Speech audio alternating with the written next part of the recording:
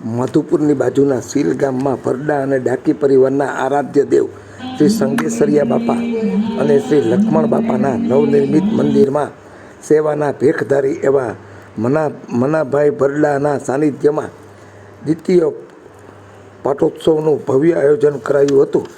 આ પ્રસંગે યજ્ઞ, ધ્વજારોહણ, સંતવાણી, મહાપ્રસાદ સહિતના કાર્યક્રમો યોજાયા હતા।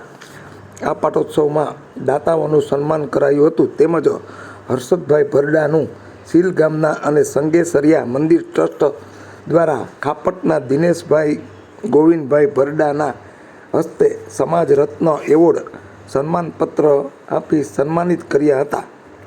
ખાપટના દિનેશભાઈ ગોવિંદભાઈ ભરડા અને ડાકી તથા ભરડા પરિવારના આર્થિક સહકારથી 45 લાખ રૂપિયાના ખર્ચે નવનિર્મિત વાડીનું કાર્ય પણ પૂર્ણતાના આરે પહોંચ્યું છે। આજના આ દ્વિતીય પાટોત્સવમાં ડાકી અને ભરડા પરિવારના ભાઈઓ તથા બહેનોએ સહપરિવાર સાથે મોટી સંખ્યામાં હાજરી આપી હતી અને મહાપ્રસાદ ને દેવદર્શનનો લાભ લીધો હતો।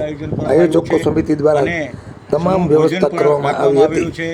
અને અહેવાલ દિનેશભાઈ કાનાભાઈ કેશોદ। આ વંડીનું નિર્માણ પણ થઈ રહ્યું છે અને સાંજે ભવ્ય લોક ડાયરો રાખવામાં આવ્યો છે। એમાં ભરડા ડાકી પરિવાર સહિત આજુબાજુ પંથકના લોકો છે એ સંતવાણીનો લાભ લેશે।